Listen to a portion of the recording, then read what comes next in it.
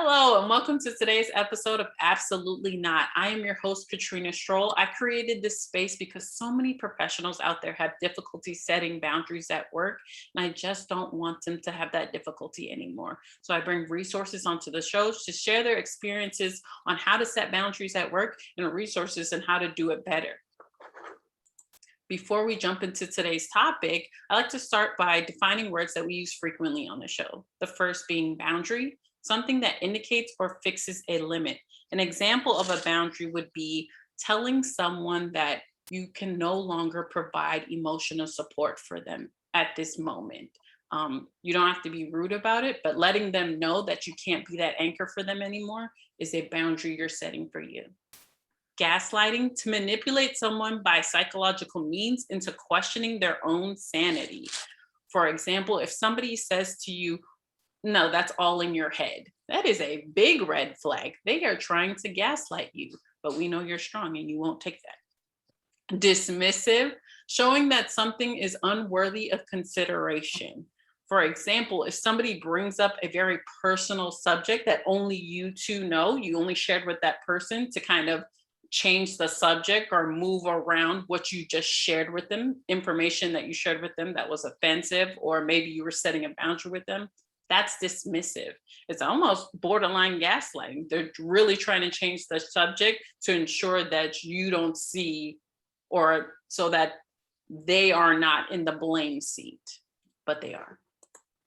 Today's episode is Knowing Yourself is Power. I know these episode titles, they really get me. Like, it makes me want to cry every time I read it. But this one is so powerful because my special guest today is Shelly Davies. Shelly is living a dream she didn't know she had. Hashtag accidentally awesome. Yay. Helping people live more fully, more authentically, and more in their truth. Yes. She does this with a lot of laughs. Her traditional Maori chin tattoo, and a fair amount of curse words sprinkled in liberally through everything she does, even her website. Interestingly, even with her all in the face authenticity, she's one of New Zealand's go-to trainers of business and technical writing for corporates and government departments. Wow. She's here to talk about all the things she says absolutely not to every single day and how that's bringing her all the joy. Thank you so much, Shelly. I'm Talofa Lava, kia ora from New Zealand. Hey, everybody. I just am through. I've been counting down. It's been months since we planned this. And I've literally been counting down. Every now and then I would be like, have I missed it? Oh my gosh, I hope I didn't miss it. And no, I'm just thrilled to be here. Thank you so much for having me. I am a huge fangirl of your work. What you are putting out into the world with such vulnerability and courage and authenticity is making a difference, and I'm so grateful. Oh, and I did aim to make you cry right at the very beginning. So mission accomplished. Yes. Oh my gosh. So like Shelly said, I talked to her a couple months ago, and I was really excited, especially because our heritages are pretty similar. I'm Samoan and she lives in New Zealand, and her tattoo really brought me out of my shell of being Samoan on LinkedIn, because a lot of people see me and they're like, oh, okay, Black girl, cool, doing her thing, being authentic. But I also have that side of my background. So Shelly, your authenticity is mirrored in me. You are bringing it out in so many people. Oh my gosh, you are bringing it out in so many people, and I cannot thank you enough for doing so. Oh, before I cry the entire episode, let's talk about the title, Knowing Yourself is Power. Where did that come from? The last 9 years of my life has been a really interesting journey, and there was a very significant turning point where I left the religion that I had been raised in. And it was not a religion that was doing me any harm. I don't have a story of oppression or anything like that. My whole family are still actively part of that religion. But I had a pivotal moment where I realized that to stand in my truth, I needed to walk away from that and explore what life might be like seeing things differently.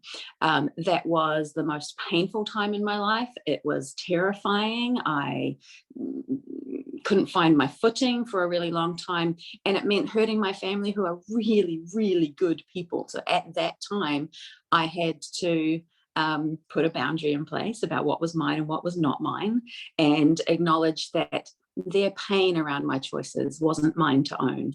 I wasn't doing anything purposefully harmful. I was just stepping into my truth. It was the hardest thing I've ever done. But in the last 9 years, the amount of work that I've done to learn who I am and to love myself fully and completely, warts and all, right? So when I talk about knowing self, for me, it's with the purpose of loving self. And I don't think that we can truly love ourselves if we're not also aware of the shitty parts of ourselves, right? Or the parts of ourselves that get triggered, or the parts of ourselves that are not our strengths. I could list for you easily the things about me that are not my strengths and are never going to be my strengths, but I do so with zero shame. I do that with power, because I know that that's not my jam, that's not my wheelhouse. And I'll make sure that I have things in place around me to make up for those gaps. I can tell you easily the things that are not my jam, and those are not, I might call them weaknesses, but they are not deficiencies. It's not a negative. It's power, because I understand. Yeah, little rant there. Sorry. No, that's oh my gosh, that is amazing. One of the things you continuously added was that is not my jam. I love that you're saying I'm not taking ownership of that because it's not mine. What are some of the things that you're not taking ownership of currently? Have you had to do that recently? Oh, goodness. I am a mother of 4 children and a number of grandchildren. And as a parent, I spend a lot of time deciding what's mine and what's not mine. What things in my young adult children's lives, it's so easy as a parent to take on all of their pain and to want to fix everything. And the journey for me of learning not to enable as they go on their journeys, letting them experience the consequences of their choices, being here to love them and witness what they're going through and hold space for them, but not feel the need to fix it. Right now, literally today, my oldest daughter is having some real challenges. She is having a hard time, and she's working really hard on making that everyone else's problems. And I'm like, I don't accept that. I don't accept your narrative of what's going on right now. I'm here and I love you and I see your pain, but I'm not going to accept the responsibility to fix this particular pain. And I think that that's a powerful way of parenting. And really fucking hard. And really fucking hard. When you said, I don't accept your narrative, it reminded me of a time when a manager said that I was scary. Just from me simply asking, hey, what are we doing next week? Could you make sure the next time you call me, you put on my by setting boundaries, she indicated that I was scary. So that was her narrative. I had a decision there to be like, okay, great. I am a scary person. Internalize that. I need to stop being so scary so that people love me. Would you encourage people to do that? To stop being so scary? No. What I hear is that you're uncomfortable. You should examine that discomfort. That sounds like a you problem and not a me problem. Which is once again saying, okay, that is not my jam. Like, I don't have to take that on. Damn straight. I once had another powerful woman give me a phrase that she was using in her life. So I will share it now with you guys, which is, I don't accept that. So someone says their truth. I understand that's your version of truth, but I don't accept that. And this woman in particular, she was talking to her father, who was saying things, oh, you need to do this, you should do this, you're too much this, whatever it was. And she said, I don't accept that. As an adult woman to her adult father, she found a huge amount of power in that. I thought that was awesome. Right. So by setting these boundaries with people, whether inside and outside of work, and for anybody listening out there, although this is a podcast simply about setting boundaries at work, as you have heard through the several episodes that I've had, this stuff flows right over to your personal life. So the sooner you learn it at work, maybe it will flow over to your personal life. Did that happen to you, Shelly, or vice versa? Yeah, for me, it's the other way around, definitely. In learning personal boundaries, then I was able to have professional boundaries. So a couple of things, right? Number one, I am self-employed, and so I'm not dealing with employment issues or having to deal with putting boundaries in place with employers. I'm a consultant, and for me, being a consultant means that I am all powerful in my world. I say yes to the work that I want to say yes to. I say no to the work that I want to say no to. And if I'm engaged with a client and it's not going the way that I want it to, or it's, it's impinging on my boundaries, then I will cut that engagement off. And I recognize that that is a very privileged space to be in. So I just want to acknowledge that you do amazing, amazing work with people in workplaces, and that they're dealing with their boundaries in the workplace. Now, the second thing for me is, it was absolutely a case of finding personal power and working on personal boundaries before I could have those in a work environment, in a professional environment. And to add to what you said about how there's a flow over, I don't actually believe in separation of professional and personal. That for me and my values and my way of showing up in the world, that does not exist. I don't want to shut off any part of myself in my professional space.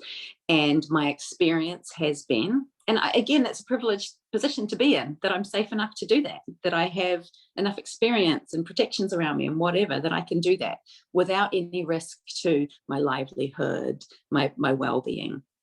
But like you and I have previously talked about, when we show up fully and authentically and vulnerably, yes, there is risk to us, but the benefits for me far outweigh the risk, just far, far outweigh the risk. In particular, the gift that people who are showing up fully, like you and I and so many others, the gift that we're giving to people who are not quite as far along on the journey, that they can see people doing that, and that we're okay, that we're surviving the risks. It's a real privilege to me. But I just wanted to make it clear that I don't separate personal and professional. If I can't be fully me in a professional space, I'm not interested. I hate this. I know. But I just wanted to repeat again that, and we talk about this so much on the show, that this is really personal boundaries. This has to do with you as a person. So anything that you take from this show, make sure that you're kind of aligning it to what your needs are and where you are in the journey. I do want to emphasize the fact that you said you had cut an engagement with a client. And this goes for any relationship, professional or personal. If somebody is crossing your boundaries habitually, you need to cut the engagement, even if it's not all the way cut that person off. Like, okay, I don't think I'm going to talk to you until I'm ready, and until I've processed what you're talking about, because I cannot do it right now. I just can't. Yeah. Can I give you one of my coolest little tools about how to have a boundary and how to push back when people are pushing on your boundaries?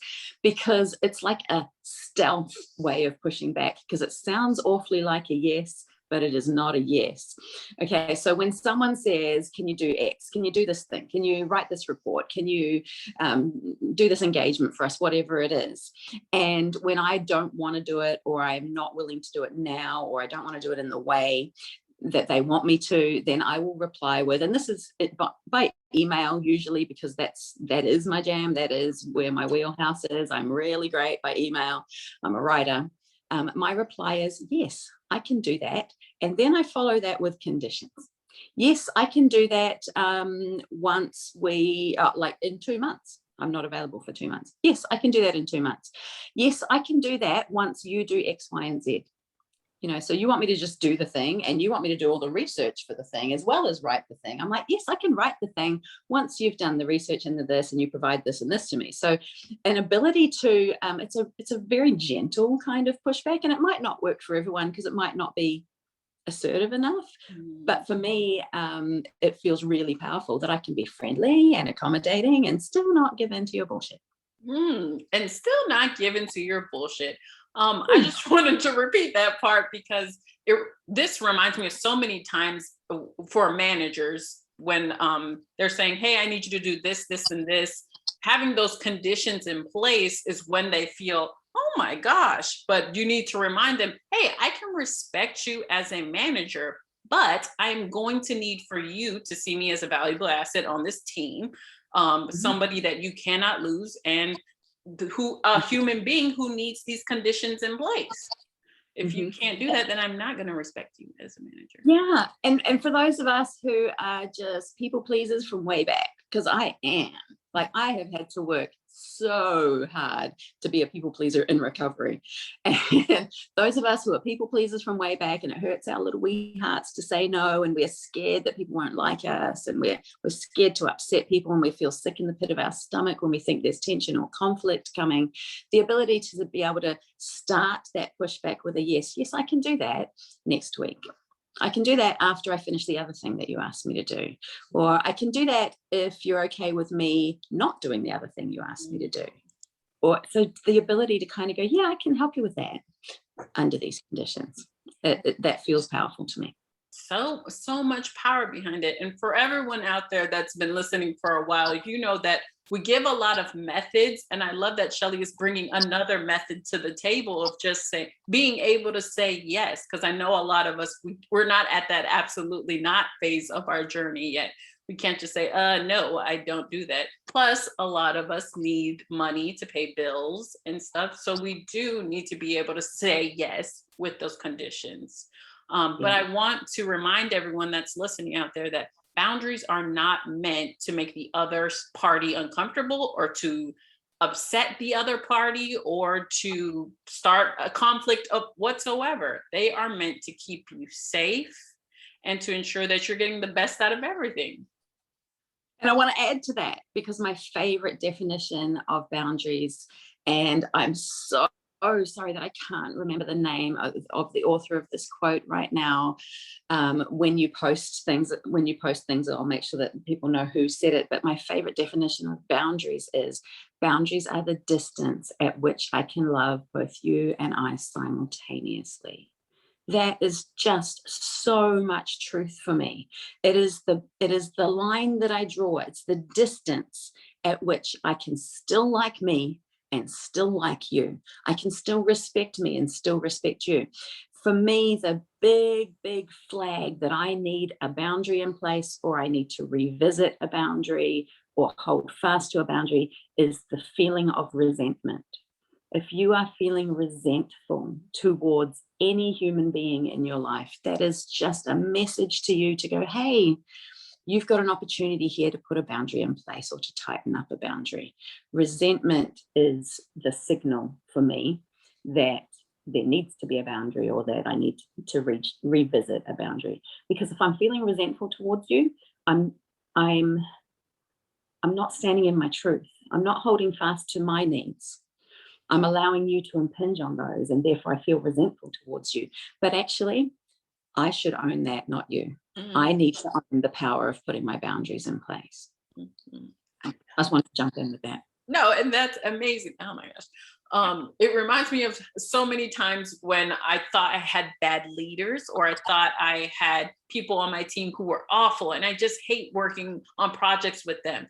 But the fact of the matter was, I would go into that project and carry the whole weight. I would never put my expectations on the table. I would never set boundaries. I would never say, hey, you need to carry some fucking weight. What are you doing? Like, yeah. So for anyone out there listening, please take away from Shelly that this is for you. You need to do it and carry the weight that is for you. Go ahead, Shelly. Yeah. It's self-love. It's an act of love to self, so that you can be well, so that you can feel whole and unharmed, by putting a protection in place that says, at this line, I can still like me and like you. But if the line is pushed in either direction, then the resentment builds up, and we can get stuck in that cycle of, I'm so angry at all of you for doing this or not doing that. And then you go, hang on a minute, what do I own here?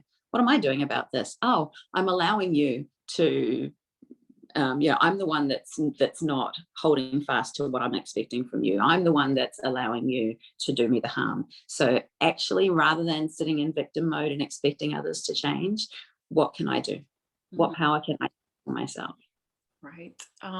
And for anybody out here, I created this space because there are so many people out there working in organizations who are just expecting their managers to know their needs, or just expecting for the organizations to magically, like, oh, they should know that I'm disabled and that I need to be able to not do Zooms every 5 seconds. No, you need to let them know it. Voice your boundaries. And if for some reason you get pushback, then you know, okay, I have to do something. I have to go somewhere. Yeah, we can't hold things against people for them not being mind readers. We have to own part of that and go, am I communicating this? Right. Mm. And Hey, communicating them effectively. Yeah. yeah, that too. Can I jump in and tell a story? Yeah. Because I know you have an international audience, or maybe a predominantly North American audience, and people might be wondering what this thing is on my face. Is Shelly just into facial tattoos? It's kind of badass, but what is that about? And so I just wanted to tell a little story and explain what this is about, because it was a huge part of me stepping into my truth, stepping into my power. It was a terrifying experience because it was going against my family and my parents' wishes, and it was gonna cause pain to some people. But again, I had to put that boundary in place about, what do I own here? And actually, if they choose to feel hurt by my decision of what to do to my body, I don't own that. And I don't own their pain, and I love them, and I will witness their pain, and I will be here when they're ready to talk about it, but I don't accept responsibility for that pain. So basically, a few years ago, so this is called a moko kauai. Now, moko is the word that we use in most Polynesian cultures, actually, to describe the markings that we put on our body that speak to our identity, and for what we as Māori call whakapapa, which means, literal translation is genealogy, but much more it's about the literal connections and bloodlines, both past, present, and future. So whakapapa, which is genealogy, is about how you are tied along this never-ending history, right? And kauai means the jaw. And if anyone's ever watched the Disney movie Maui, have you ever seen that Disney movie? It's a kid's movie, Maui, and he has to get the magical jawbone from his grandmother. And so for us in our traditions, Muriranga Whenua is this goddess who was Maui's grandmother. And the colonized and patriarchal version of the story is that he tricked her and starved her so that he could have her magical jawbone. Our reclaimed and powerful version is, she was smart and she knew that he needed the magic of her jawbone so that he could do the things that he needed to fix the world. So I mention this because the name of this thing on my face, it has connections to all of those ideas, a grandmother sacrificing for the good of her grandson, the world. And my great-great-grandmother had a moko kauai, and that was around the time that the missionaries arrived in New Zealand, and colonization and Christianity and all of that. So no one in our family had one until me. And a few years ago, I acknowledged the longing that I had to carry this, to wear this, to have a statement on my face about my identity and who I am on the inside, and showing that on the outside, and just to carry the traditions of my ancestors. But immediately as I recognized that desire, there was a thought that said, but I can't. It was just instant. They were simultaneously connected. I wish I could, but I can't. And I had to go, hang on, who says I can't? And I realized, well, church did, but I'm not at church anymore. My parents would. I'm a grown-ass adult. I don't actually have to do what my parents want anymore, as much as that's difficult, because I love them and they're good people. Would anyone else say, oh, some people have ideas that maybe that I shouldn't? I don't buy into that. Oh, wow. I'm the only one that's saying that I can't. It's literally just me stopping myself from stepping into something that's my birthright. And so then I decided that I was the only person who needed to give me permission. And I think that that's what I probably want people to hear from this story. What are you not giving yourself permission for? What powerful thing of stepping into your truth or your needs or whatever it is, what are you not giving yourself permission for? Because once I gave myself permission, then I went and had discussions with the people in my world. I did not did not ask anyone's permission. I did not go to my parents and ask for their support. I went to them and said, I've made a decision to do a thing that I know you're going to find really hard. So I'm here to talk to you about it. And so there was that boundary that I made of, I give myself permission to do this thing. I acknowledge that that's going to impact on other people, but the meaning that they give to my decision, they own that. I don't own that. So just because people are seeing my face, I wanted you to understand what this thing is. It's part of me showing up fully and authentically me. My family were worried about my career. What are people going to think? And again, I had to go, well, I know that I'm not going to lose any clients because they know me, and they might, whether they are comfortable with it or not, it's not going to change their desire to work with me. I felt very confident with that. Might I not get new clients? Potentially. Would that mean that those new clients who don't like what's on my face are racist? Yes. So do I want to work with them? Fuck no. Okay, I'm good with this. Let's go with it. And that's how that went. That's how I end up today looking like this in front of you. And I cannot thank you enough for sharing that story with us, because I'm sure a lot of people that are going to listen to this are thinking about making a decision, whether it be career related or in their own personal lives, that they're waiting for permission to make this decision. And Shelly is here to let you know that the only person that you need permission from is yourself. So go ahead, have that staff meeting with yourself and get it together. Give yourself a serious talking to. And wonder why you haven't made this decision yet. Man, I cannot get over that. I'm going to ponder that and try to figure out my life. But for right now, we're going to continue on with the questions. My last question before I open it to the floor for you is going to be, for those new professionals out there in the field, what are the top 3 tips that you'd give them about being authentic and just being true to yourself? I think that a really powerful position for us to be in, especially early in our careers, is to understand our own personal values, because it's when our personal values are impinged upon or clash with other people's values that a lot of tension arises. So if I could go back and talk to 20-something-year-old me early in my career, I would have said, Shelly, go do some exercise, go do some therapy, go do some whatever work is required to understand what your values are. Because once you understand them, then when you feel triggered by something or harmed by something or uncomfortable with something, you can drill down to, which of my values is being touched on here? What's clashing here? And often the power rests in being able to look at someone else and go, oh, you've got a really different value. And that's why I'm finding this so hard. But it also gives you the power to not take it personally, right? And not demonize. Just because you have a different value about this thing and that triggers me does not mean that we can't work together, does not mean that you're a bad person, does not mean I have to take it personally.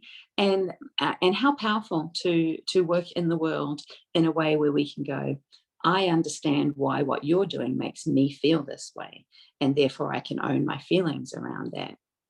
You asked for 3 tips, that's 1 tip. Know your values. I don't know if I have another one right now. That one was kick-ass enough. I just want to reiterate to the audience that Shelly at no point said to dismiss the feelings of harm or uncomfortable. If you feel them, you need to acknowledge them and process them. And that's what she's encouraging you to do, is when you're identifying your values, you'll be able to say, oh, I need to process this. I need time to figure out where it's coming from. Yeah, absolutely. I never, ever should we dismiss discomfort, ever. It has a message for us. It is important. The work that I do after feeling discomfort is to figure out where that's coming from.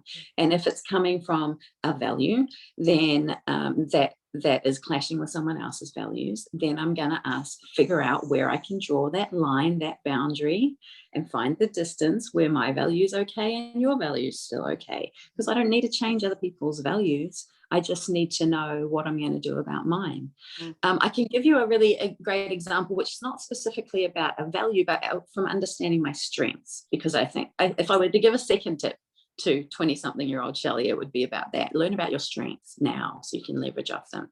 I am in a bit of a project with a couple of colleagues. We're doing this really fun thing.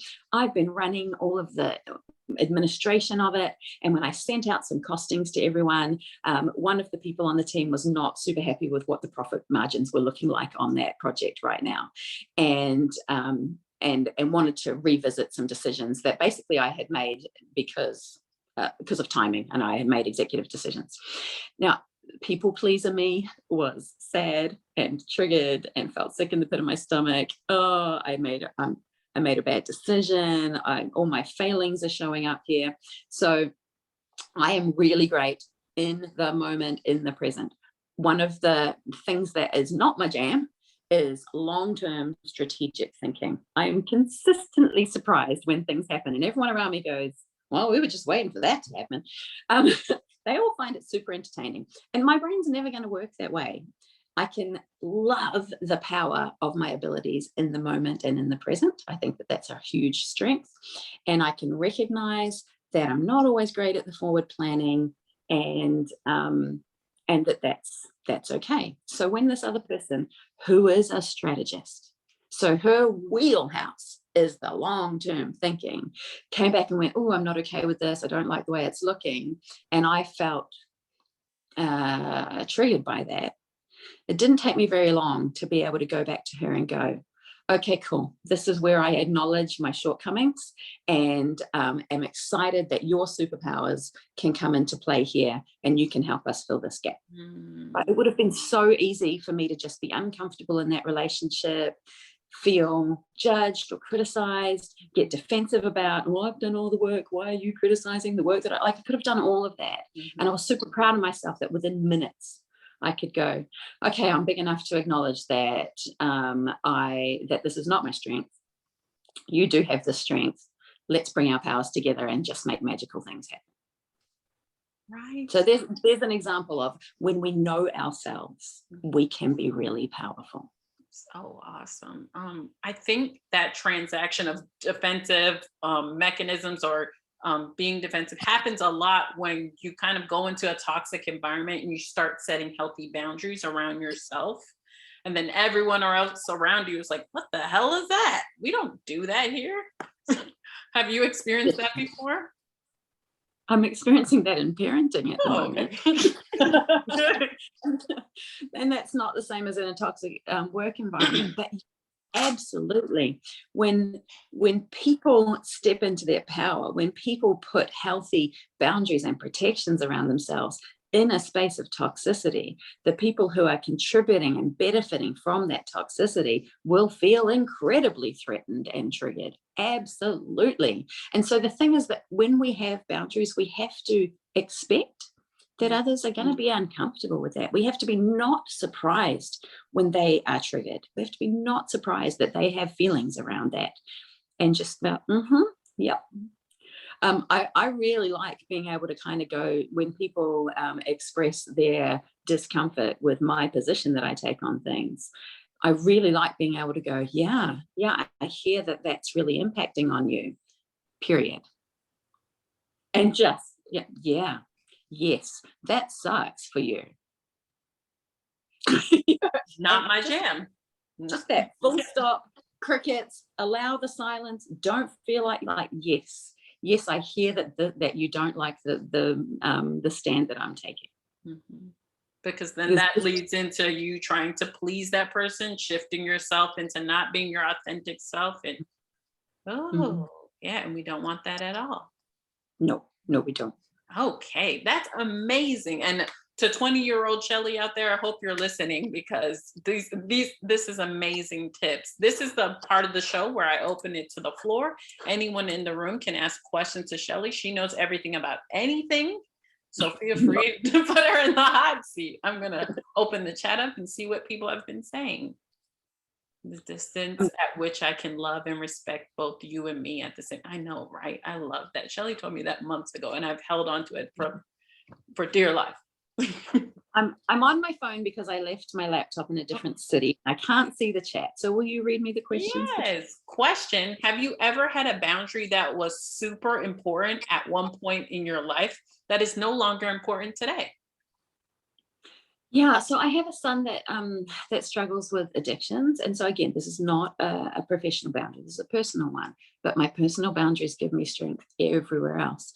And at times on his addiction journey, I have had to put really strong boundaries in place, boundaries that I needed therapy to put in place and to hold fast to, like really hard things. And so I did at one stage when he had been suicidal a number of times, and I had whisked in to try and rescue him. And I kept trying to save him from the consequences of his actions. And I put some boundaries in place to stop enabling him. And then I put some more boundaries in place and some more. And eventually we were at a point where he was so low and so desperate, and he would call me and just offload all of his pain in my direction.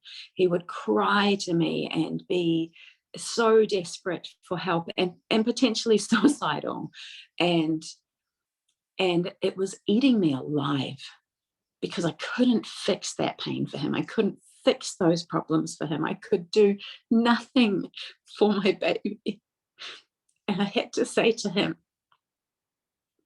you are no longer allowed to call and point your pain in my direction.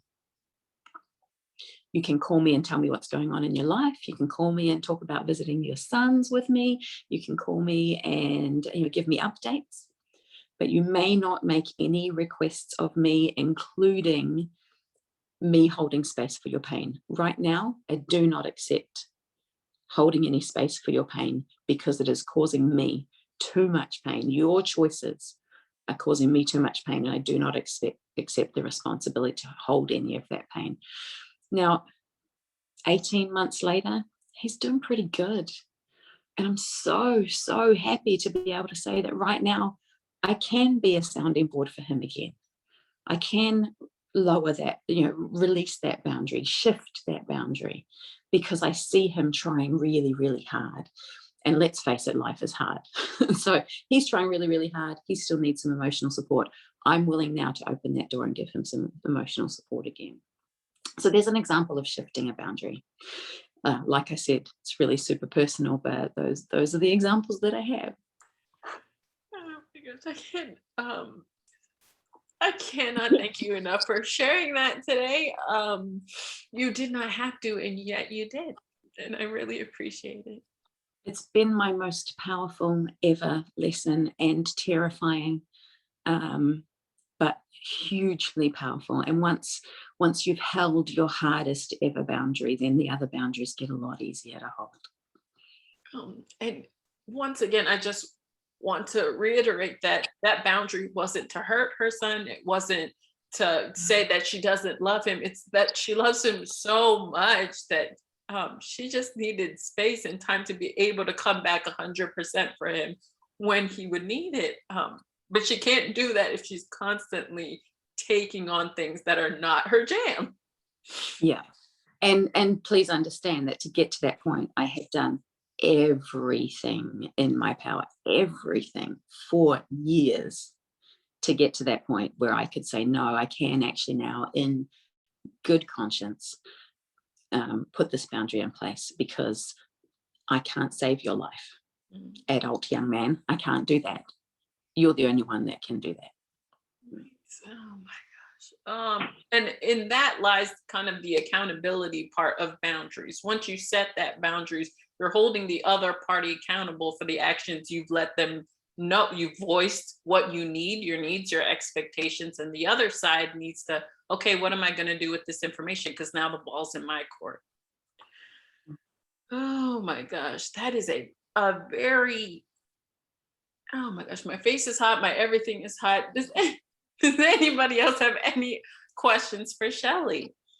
I think while we're waiting for questions, I think there have been a couple of quotes of the day, but I would like to add a third quote of the day, which is, life is a motherfucker. Okay, people, it just is. And I know that might sound offensive to some people, but oh my gosh, the things that life throws at me every single day. And it's, one of my most powerful lessons has been, and I think I've said power and powerful about 500 million times on this podcast. Clearly, see, someone agreed. I'm like, yes, good. Clearly, personal power is very, very important to me. That is my journey, and my wish for the world is that women, especially because I have a place in my heart for women, but people feel powerful in themselves. Not power over anyone, not power in contrast or in comparison to anyone. Personal power in self, understanding no matter what life throws at me, I have the ability to survive. I have the ability to thrive. I have the ability to be resilient. I have the ability to recover, to respond. That's power for me. Oh my gosh, that is power for me. And for anyone listening out there, I need you to make a list just like Shelly did. Whatever that power means to you, write it down. Make sure you're reminding yourself of it every single day. This is what my power is. These are my superpowers. These are my strengths. These are my values. And this is what I need to stand firm in to be firm in myself. Man. Oh my gosh. Thank you so much. Oh, question. Describe in one word what it feels like to honor your boundaries. Powerful. I'm so sorry. I haven't got a better word. Powerful, I think really, really closely behind that is joy.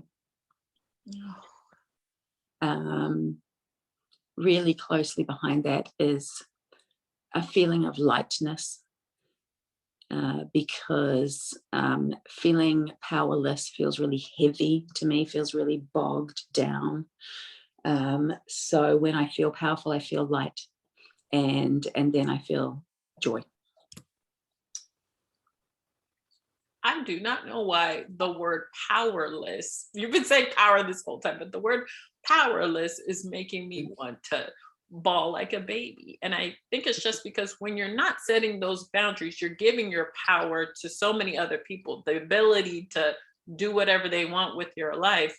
You are completely powerless. And I think any time that we've experienced trauma, whether it's as a child or as an adult, whether it's in your personal life or in a workplace, we feel powerless when that trauma occurs. And so the idea of feeling powerless is definitely something that sets up a lot of feelings for many of us. My absolute desire for people, for humans, is that they can feel powerful. And I don't think we can feel powerful if we don't love ourselves. I don't think we can love ourselves if we don't truly know ourselves. And all of that stuff requires huge personal, internal work. No one else is going to give you power. No one else is going to help you love yourself. No one else is going to give you those feelings of joy. We have to do it for ourselves, and then everything else around follows. Everything else around follows. So make sure that today and every day moving forward, you're going to start concentrating on yourself and your needs and your expectations and what you want your life to look like, because it's all possible. You just need to have that staff meeting every single day. Can I add that I would hate for anyone to think that I've got it sorted? I would hate for anyone to think that because I feel powerful in my world, that everything's easy and goes well, and it doesn't. I could be found crying in a corner on a fairly regular basis. That's part of the process.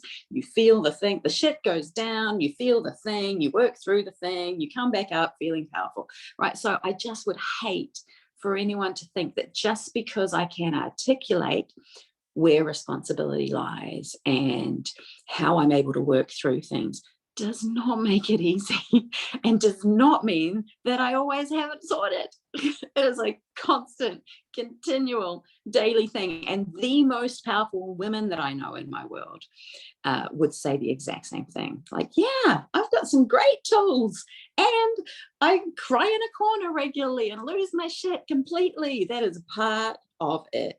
I just want to make sure that we make that really clear. I never want to present myself as someone who has all the answers or who has a perfect life. Not even remotely, but I feel powerful in my world. but I feel powerful in my world. And one of the words that we use frequently on the show is journey. This is definitely a journey, and nobody's journey is alike. It may sound like Shelly and I have similar journeys, but her journey's over here, my journey's over here. And some days she may be up and I might be down. So make sure that you're not comparing your journey with anyone else's, because yours is very unique and it all comes from you. Um, Mhm. for anyone else listening out there, I just want to remind you that this space is for you. Wherever you are on the journey, I am welcoming you into this space because I'm still on that fucking journey and it's so fucking hard. And obviously, I'm crying on the screen at least once a week. So I'm here for you. We're on this journey together. Shelly, thank you so much for being such an amazing special guest. My last question for you is going to be, who are the people or what are the things that have kind of pushed you to become the kick-ass person that you are today? Hmm. Who has pushed me? People who have influenced my ability to become kick-ass, or people who have, yeah, uh, explain a little more. I want to get the answer right. Absolutely. So for me, giving birth to my son, a light switch went off in my head saying, get your shit together. Get like fix everything right now. Wrap it up. Mm. Um, yeah, absolutely. The experience of parenting has forced me to do a lot of self-examination and a lot of work. Probably the experience of parenting and now grandparenting has been the motivating factor, because that is where my biggest challenges have laid or have lied. I don't know the right word. That is where the most pain I've experienced, and pain is a huge motivator for change. I'm like, I don't like this. This fucking hurts. I want to change it. I want to fix it. Help. And I would go to a psychologist or whatever. Um, I I've come from a place where 20-something-year-old me believed that she was a bad mother, a bad, failing, terrible mother. And I carried that narrative with me for many years. And and that personal critique, that judgment of self, that harsh narrative to self has been the biggest driver for change for me. And yeah, parenting. Can I also say that having a safe place to land, who in my world is my partner, um, he didn't push me to change, but that security, and I describe it as having a hand on the small of my back.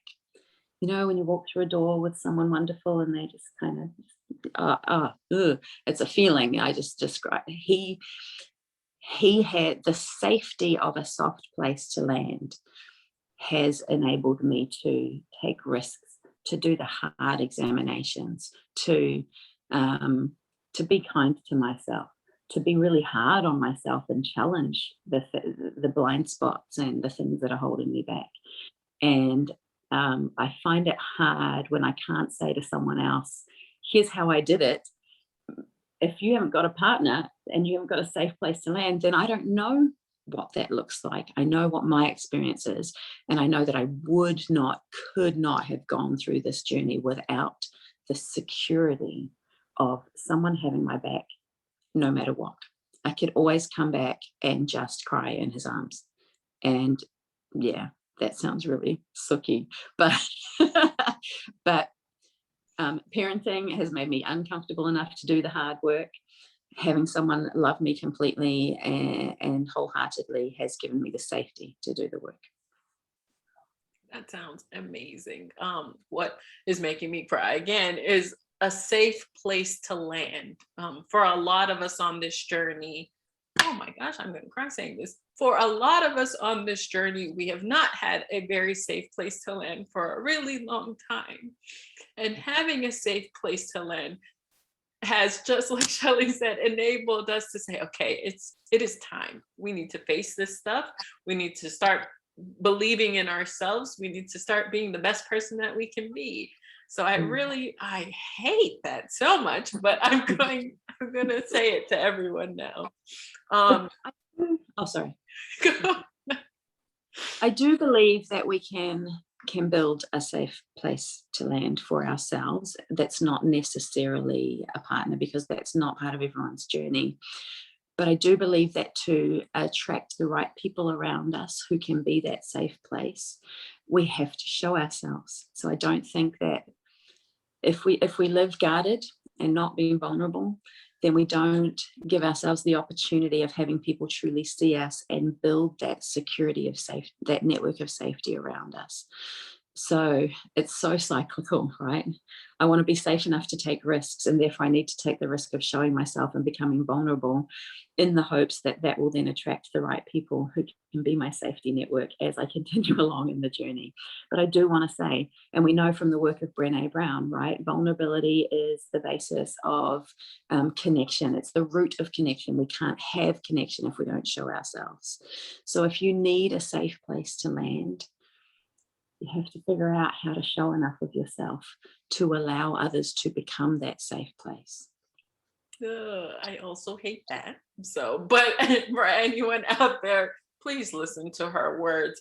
We are living in an age where a lot more people are coming out. A lot more people are being who they wanted to be when they were 10 years old. And I love it. I love it so much. And I hope it encourages you to do the same. One of the things that Shelly touched upon was she asked for help.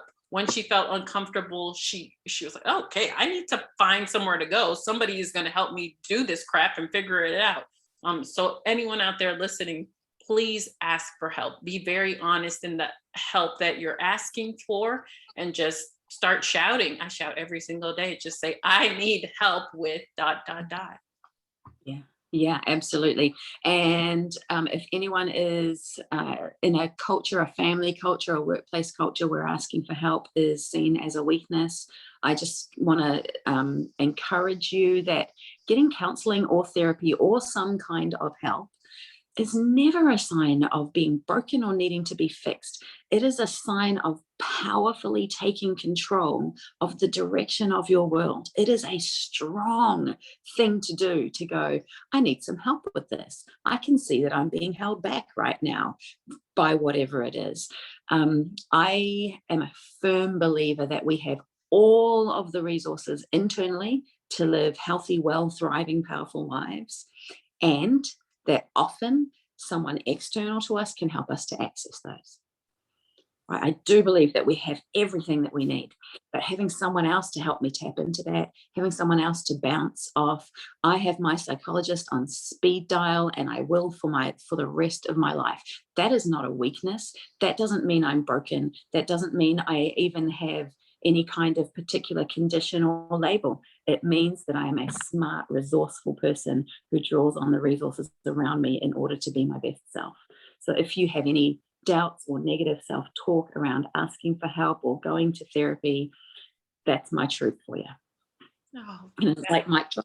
Yes, and what an amazing mic drop it is. Once again, anyone who's listening, this has been Absolutely Not. My special guest today was Shelly Davies, and she kicked everybody's ass with the power of being herself. And I love it. I hope she kicked your ass so much that you go out today and be your true self and stand in all the power that she gave you.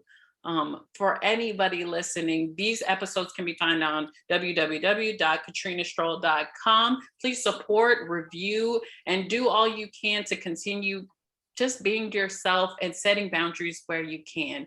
We will see you next time. Bye.